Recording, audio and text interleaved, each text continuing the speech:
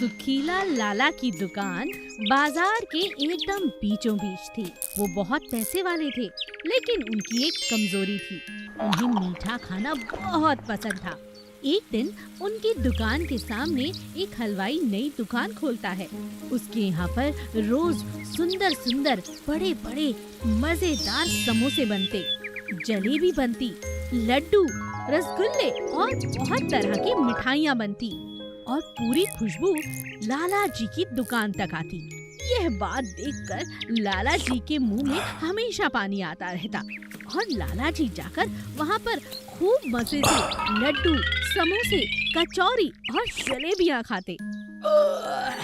मजा आ गया भाई, तुमने यहाँ दुकान खोलकर बड़ा अच्छा काम किया।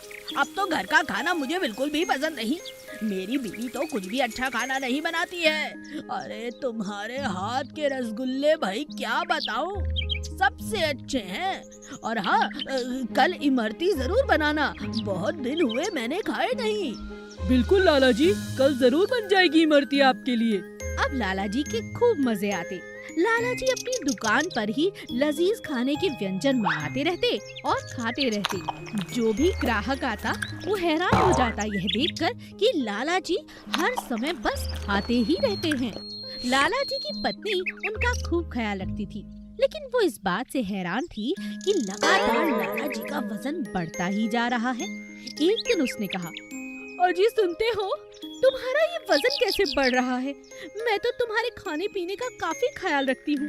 खाने में तेल का जरा भी इस्तेमाल नहीं करती, बस कुछ बूंदे डालती हूँ ताकि तुम्हारा वजन ना बढ़े। लेकिन तुम्हारा वजन तो लगातार बढ़ रहा है। क्या तुम ठीक से खाना नहीं खाते हो जो दुकान पर भेजती हूँ? अरे अरे, कैसी बातें कर रही हो? मैं तो वो सारा खाना खाता हूँ जो तुम भेजती हो। कैसी बातें कर रही हो?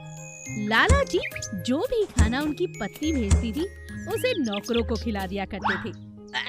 कौन खाए ये रूखा सूखा? मैं तो जलेबी इमरती खाऊंगा। एक दिन लाला जी की पत्नी चुपके से उनकी दुकान के पास आती है और ये देखकर हैरान रह जाती है कि लाला जी लगातार सामने के हलवाई से सामान मंगवाकर खाते ही जा रहे हैं। अब लाला जी की पत्नी को सारी बात समझ में आ गई कि इसी कारण लाला जी का वजन लगातार बढ़ रहा है। तब वो डॉक्टर के पास जाती है और सारी बात बताती है। अगले दिन लाला जी को रास्ते में डॉक्टर मिल जाता है और वो कहता है, अरे लाला जी, आपका वजन तो लगातार बढ़ रहा है। ये आपके लिए अच्छा नहीं।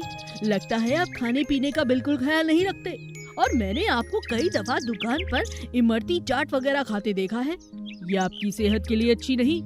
संयम से खाना भी इंसान का कर्तव्य है, नहीं तो बहुत जल्द आप भगवान को प्यारे हो जाएंगे। अरे अरे, कैसी बातें कर रहे हो? तुम मेरी जान लेना चाहते हो क्या? मैं नहीं लेना चाहता, मैं चाहता हूँ आप जुग जुग जिए, इसीलिए समझा रहा हूँ।